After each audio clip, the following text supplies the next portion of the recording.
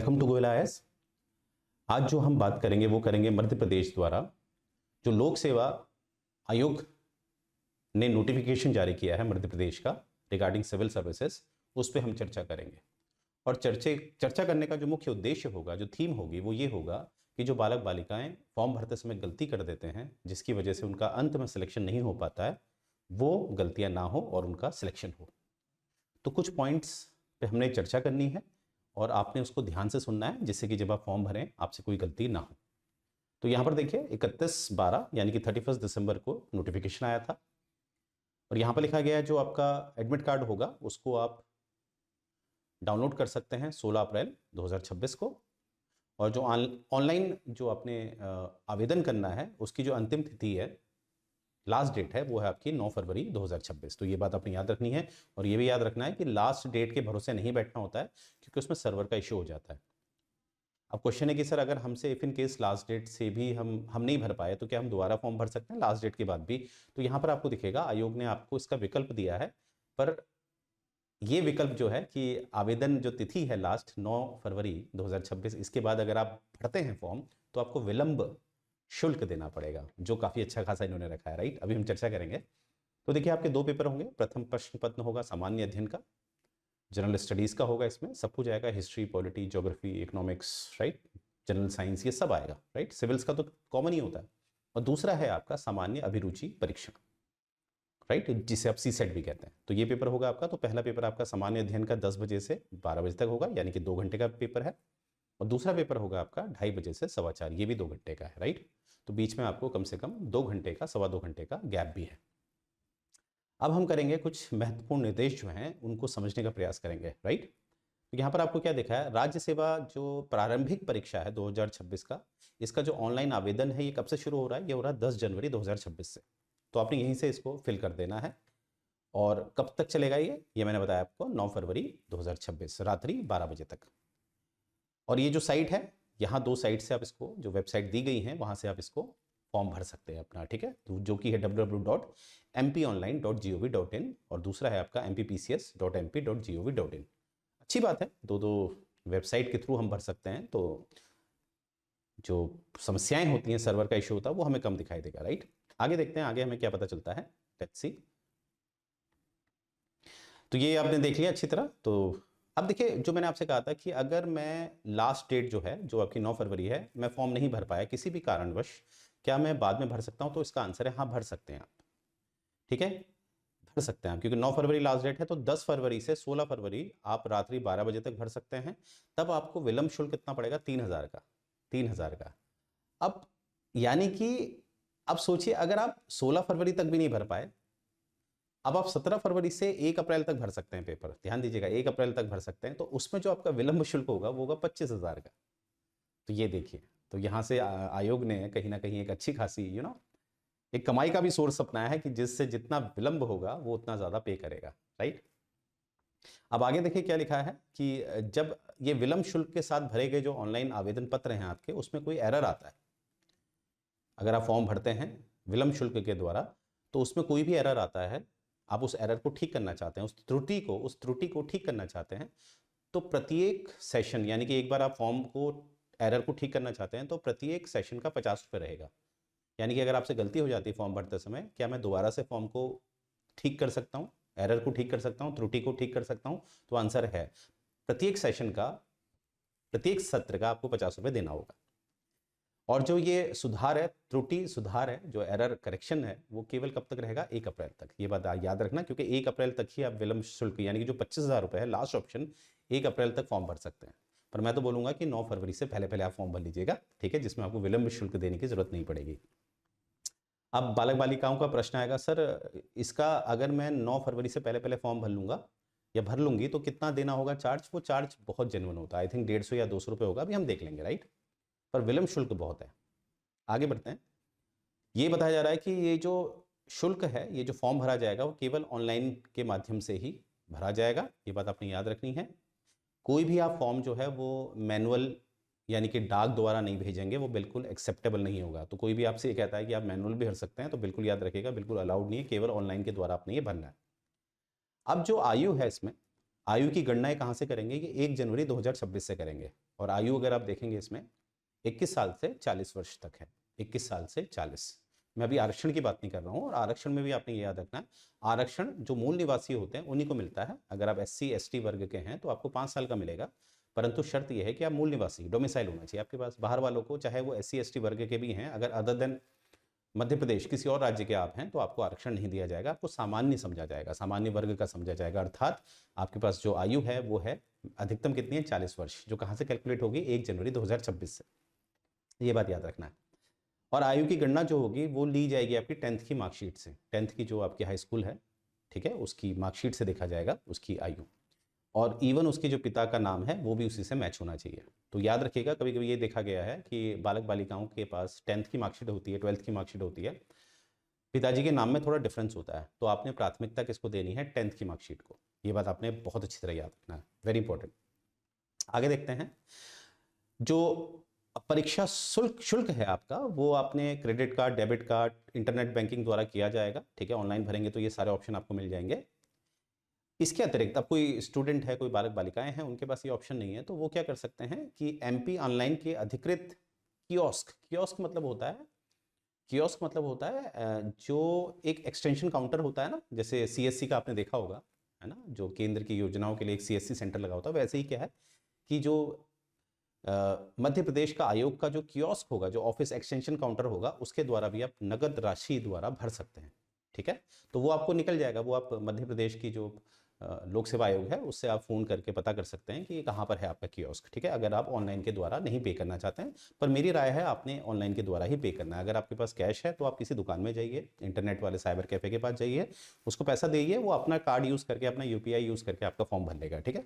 तो आप कियोस्क के इतने बड़े झमेले में ना पड़े, राइट। परंतु सूचना के अनुसार कियोस्क के द्वारा भी आप फॉर्म भर सकते हैं। आगे है, रिफंड हेतु प्राप्त अब आवेदन स्वीकार नहीं होंगे। अब देखो, याद रखिएगा कि कभी कभी ऐसा होता है, जैसे मैंने कहा आरक्षित वर्ग के लिए फीस कुछ और होगी, सामान्य वर्ग के लिए फीस कुछ और होगी। और जैसे आपने आगे चल के विलंब शुल्क द्वारा फॉर्म भरा, जैसे मैंने बताया था, सबसे विलंब तो आपका 25,000 का पड़ रहा है, तो बाद में आप रिफंड के लिए कोई भी फॉर्म नहीं भर सकते, आप रिफंड नहीं कर सकते। यानी कि आपने, सिंपल सी बात है, आपने एक बार फीस दे दी तो दे दी, राइट, रिफंड नहीं होगा उसमें। अब यहाँ पर देखिए, ये बड़ा इंपॉर्टेंट पॉइंट है, D वाले सेक्शन पे, अभ्यर्थी ऑनलाइन आवेदन पत्र की सावधानी पूर्वक जांच कर ले। ऑनलाइन आवेदन पत्र की त्रुटि सुधार, यानी कि जो एरर करेक्शन का कार्य जो है वो 15 जनवरी 2026 से 11 फरवरी 2026 तक ऑनलाइन ही किया जा सकेगा, ऑनलाइन ही किया जा सकेगा। इस हेतु प्रति त्रुटि सुधार पत्री प्रति सत्र 50 रुपये त्रुटि सुधार शुल्क देय होगा। यानी कि सिंपल सी बात है, जितनी बार भी आप सुधार करोगे, एरर को करेक्ट करोगे, तो वहां पर आपको पर सेशन का 50 रुपीज़ देना पड़ेगा, ये मैंने आपको बताया था। और ये जो तारीख दी है 15 जनवरी से लेकर 11 फरवरी, यहाँ पर आप सिर्फ जो एरर करेक्शन कर सकते हैं वो ऑनलाइन के माध्यम से कर सकते हैं, ऑफलाइन का कोई विकल्प नहीं है, राइट। अब क्या है, अभ्यर्थी त्रुटि सुधार हेतु MP ऑनलाइन के अधिकृत कियोस्क की सेवाओं का उपयोग कर सकते हैं। अब त्रुटि के लिए आप किसका इस्तेमाल कर सकते हैं, कियोस्क का, ऑनलाइन के अधिकृत कियोस्क, ठीक है। इसकी जानकारी आपको आयोग की वेबसाइट से मिल जाएगी, राइट। ध्यान रखिए कि अभ्यर्थी के नाम में कोई भी त्रुटि सुधार नहीं किया जा सकेगा। अब ये बात याद रखनी है, आपका जो एरर करेक्शन है वो नाम पे नहीं किया जाएगा। एक बार आपने नाम डाल दिया तो वो नाम आपका, उसका सुधार नहीं होगा, राइट, क्योंकि सबसे ज़्यादा जो करप्शन होता है वो इसी में होता है। तो नाम, बाकी आपका एड्रेस गलत हो जाता है, यानी कि आपके नाम के अलावा कोई भी त्रुटि है, एरर है, उसको करेक्ट किया जाएगा, पर नाम पे नहीं किया जाएगा। विलंब शुल्क के साथ ऑनलाइन आवेदन करने वाले अभ्यर्थी, विलंब शुल्क मैंने बताया था आपको 3,000 और 25,000 हेतु प्रारंभिक परीक्षा के प्रवेश पत्र जारी होने के 15 दिवस पूर्व, यानी कि जो आपका प्री का जो एडमिट कार्ड आएगा उसके 15 दिन पहले तक आप कर सकते हैं। जो लोग विलंब शुल्क देंगे, तो उनको ये एक्स्ट्रा फैसिलिटी क्यों दी जा रही है, जिन्होंने विलंब शुल्क दिया, क्योंकि शुल्क भी तो कितना दे रहे हैं, 3,000 भी है, 25,000 भी है, और बाकी जो सामान्य वर्ग है उसकी फीस क्या हो गया, आई थिंक 150 या 200 भी, देखते हैं हम कितनी है। तो इसीलिए जो अधिकतम शुल्क दे रहे हैं, विलंब शुल्क दे रहे हैं, तो उनको ये ऑप्शन मिल रहा है कि प्री का जो एडमिट कार्ड डाउनलोड वो करेंगे, उससे 15 दिन पहले उनके पास ऑप्शन रहेगा, वो त्रुटि का सुधार कर सकते हैं, और इनके लिए भी वही फीस है, पर सेशन का 50 रुपये। पर मैं बोलूँगा कि हमें क्यों करना, त्रुटि क्यों करना, फॉर्म भरते समय ध्यान से भरिएगा। आगे देखते हैं, अभ्यर्थी यह ध्यान रखे कि प्रारंभिक परीक्षा के आवेदन पत्र में हुई किसी भी त्रुटि का सुधार मुख्य परीक्षा अथवा साक्षात्कार साक्षात्कार के स्तर पर नहीं किया जा सकेगा। यानी कि आपने जो त्रुटि है, जो एरर है, वो प्रारंभिक में ही कर सकते हैं आप, मेंस और इंटरव्यू के समय पे नहीं कर सकते। ये बात अच्छी तरह याद रखनी है आपने। इसीलिए यहां पर वो बता रहा है कि आपने प्रारंभिक में ही बहुत ध्यान देना है, राइट। आगे देखते हैं। त्रुटि सुधार अवधि में श्रेणी सुधार के मामले में यदि किसी अभ्यर्थी द्वारा आरक्षित वर्ग के रूप में भरे गए अपने ऑनलाइन आवेदन पत्र में सुधार कर उसे अनारक्षित वर्ग किया जाता है तो उसे आवेदन शुल्क के अंतर में राशि का भुगतान त्रुटि सुधार शुल्क में अतिरिक्त करना होगा। देखिए सिंपल सी बात है, मैं इसको ऐसे बता देता हूँ आपको। जैसे कभी कभी गलती हो जाती है, कभी कभी हम पता नहीं कर, हमें पता नहीं होता क्योंकि इसमें 21 साल भी उम्र है ना। तो 21 साल का अभ्यर्थी जो होता है वो कभी कभी उसको पता ही नहीं होता वो किस कैटेगरी में आ रहा है, ठीक है। अब देखिए क्या है, गलती हो गई कि मैं एक आरक्षित वर्ग का हूं, मानते हैं मैं एक आरक्षित वर्ग का हूं, पर मैंने सामान्य वर्ग में फॉर्म भर दिया तो फीस ज़्यादा होगी। आरक्षित वर्ग की फीस कम होगी, सामान्य वर्ग की फीस ज़्यादा होगी। अब मैं इस त्रुटि को ठीक कर रहा हूँ, ठीक है, त्रुटि को मैं ठीक कर रहा हूँ कि मैंने अपना कास्ट सर्टिफिकेट बना लिया है और जो फॉर्म मैंने सामान्य वर्ग से भरा था अब मैं उसे आरक्षित वर्ग से भर रहा हूँ, तो इसमें मैं फीस वापस नहीं ले सकता। और इसी का वैसा वर्षा कि अगर ये वैसा वर्षा हो जाता है, राइट, तो मुझे अपनी फीस ज़्यादा देनी होगी। यानी कि मैंने अपने आप को आरक्षित वर्ग दिखाया था गलती से, पर मैं सामान्य वर्ग का हूं, तो मैं इस त्रुटि को ठीक करना चाहता हूं, तो मुझे जो फीस है वो ज़्यादा देनी पड़ेगी। फीस वापस नहीं ले सकते, परंतु जब आप आरक्षित वर्ग से सामान्य वर्ग की तरफ एरर को ठीक कर रहे हैं, त्रुटि को ठीक कर रहे हैं, तो आपको फीस देनी पड़ेगी। तो ये बात आपने अच्छी तरह याद रखनी है। आगे देखते हैं। अब यहाँ पर आपका क्वालिफिकेशन बता रखी है, ठीक है। तो आप क्या होने चाहिए, ग्रेजुएट होने चाहिए, या आपका ग्रेजुएशन चल भी रहा है तो वो भी चलेगा, ठीक है। अगर आप अपेयरिंग में भी हैं चलेगा, पर ध्यान ये देना है, इसमें साफ लिखा हुआ है कि अपेयरिंग का मतलब यह है कि जब आपके मेंस के पेपर होंगे तो वहां पर आपका ग्रेजुएशन पूरा हो जाना चाहिए, राइट। अब आगे क्या मिलता है हमें डेटा, देखिए यहाँ पर क्या है। शैक्षणिक अर्हता मुख्य परीक्षा हेतु ऑनलाइन आवेदन पत्र करने की अंतिम तिथि से पूर्ण होना आवश्यक है। यानी कि जब आप प्री के बाद, अगर आपका प्री निकल जाता है तो मेंस के लिए जब आप ऑनलाइन अप्लाई करेंगे, जिस तारीख, अब मेंस को जब आप अप्लाई करेंगे तो उसकी भी एक होगी ना स्टार्टिंग डेट और क्लोजिंग डेट। तो take an example, closing date है 30 सितंबर की, 30 सितंबर 2026 की। तो 30 सितंबर 2026 तक या उससे पहले आपका ग्रेजुएशन हो जाना चाहिए। ये बात आपने अच्छी तरह याद रखनी है, ठीक है। तो अपने कॉलेज की क्वालिफिकेशन जो भी अपेयरिंग है वो इस बात का ध्यान रखें, इसको सोच समझ के, ऐसा ना हो आपने प्री निकाल दिया पर आपका ग्रेजुएशन मेंस की लास्ट डेट तक हो ही नहीं रहा है, ठीक है, फिर कोई फायदा नहीं है, ठीक है। और जो है इसमें जो भी अर्हताएं होती हैं, जो मांगा जाता है, जैसे अगर आपको आरक्षण चाहिए तो मूल निवास जो डोमिसाइल होता है वो होना चाहिए, इस तरह से, ठीक है। तो ये सब आपने क्या करना है, आदि प्रारंभिक परीक्षा हेतु आवेदन करने की अंतिम तिथि, ये जो भी आपका मूल निवासी, माफ करना, मूल निवास प्रमाण पत्र होता है, डोमिसाइल होता है, कास्ट सर्टिफिकेट होता है, ये सब जो होता है आपने जो हमारी प्री की लास्ट डेट है 9 फरवरी, उससे पहले पहले आपने जमा कर देना है, ठीक है। विलंब शुल्क के साथ आवेदन, अब जमा कर देना, सर यहाँ पर कंफ्यूज मत होइएगा, जमा कर देने का मेरा मतलब है कि यहाँ पर आपने जो उसकी अटैचमेंट होता है आपके पास तैयार होने चाहिए कागज, क्योंकि आपने तो ऑनलाइन तो अपलोड करने हैं ना उनको, तो वो होने चाहिए आपके पास तैयार, राइट। विलंब शुल्क के साथ आवेदन करने वाले समस्त अभ्यर्थी हेतु भी उक्त अंतिम तिथि तक समस्त अर्हता अर्जित होना चाहिए। यहाँ पर जैसे पहले केस में क्या था, जिन्होंने विलंब शुल्क दिया था उनको एरर करेक्शन के लिए ज़्यादा समय मिला था, पर यहाँ पर जब हम ये डॉक्यूमेंटेशन की बात करते हैं, जैसे मूल स्थानीय निवास जाति प्रमाण पत्र, तो इसमें चाहे आपने टाइम पे फॉर्म भरा है, चाहे आपने विलंब शुल्क देके फॉर्म भरा है, दोनों के लिए कंडीशन एक सी है, राइट। अब बात हम करेंगे, देखिए ये बड़ा इंपॉर्टेंट है, बहुत सारे मेरे जो एस्पिरेंट्स हैं, बालक बालिकाएं हैं, वो पूछ रहे हैं कि सर हम मध्य प्रदेश के नहीं हैं, हम यूपी के हैं, हम हिमाचल के हैं, हम उत्तराखंड के हैं, क्या हम मध्य प्रदेश का पीसीएस भर सकते हैं। तो इसका है बिल्कुल सही। अगर आपसे कोई भी ऐसा कह रहा है कि आप अदर स्टेट के नहीं भर सकते हैं, तो याद रखिएगा यहाँ पर साफ दिया है कि माननीय उच्च न्यायालय मुख्य पीठ जबलपुर में दायर याचिका क्रमांक 5096/2022 का फैसला है ये, ठीक है। याचिका नंबर क्या है, 5096 में पारित हुआ था अंतिम आदेश, जो कब आया था, 8 मार्च 2022 को। उसके अनुसार क्या है कि अन्य प्रदेश के जो भी अभ्यर्थी हैं उनको रोजगार कार्यालय यानी कि एम्प्लॉयमेंट ऑफिस में रजिस्ट्रेशन करने की जरूरत नहीं है। यानी कि अगर आपसे कोई कहता है आप मध्य प्रदेश का पीसीएस फॉर्म नहीं भर सकते क्योंकि आपका मध्य प्रदेश में एम्प्लॉयमेंट ऑफिस में नाम नहीं है, तो याद रखिएगा वहां पर आपने क्या जवाब देना है।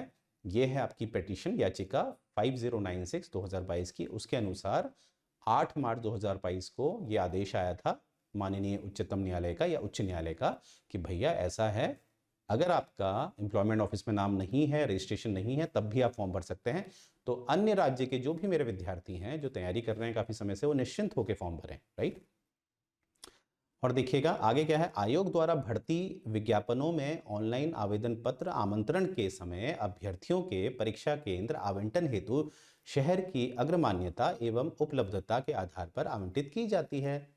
देखिए यहाँ पर क्या है, आपको याद रखना है कि जो आयोग है वो जब आपको, आप तो अपने प्रायोरिटी दे देते हैं, प्रायोरिटी है ना, प्राथमिकता दे देते हैं आपको ये शहर चाहिए, परंतु वो देखा जाएगा आयोग द्वारा कि वहाँ पर कितनी सीटें अवेलेबल हैं, वहाँ पर कैसी फिजिबिलिटी है, उस आधार पे आपको सिटी अलॉट की जाएगी, सेंटर अलॉट किया जाएगा। अर्थात अगर टेक एन एग्जाम्पल, आपने इंदौर भरा है, आप इंदौर के हैं, आपने इंदौर भरा है, पर आपको इंदौर नहीं मिल रहा है, तो इस उपलक्ष्य में आप आयोग पे कोई भी क्लेम नहीं कर सकते, याद रखिएगा।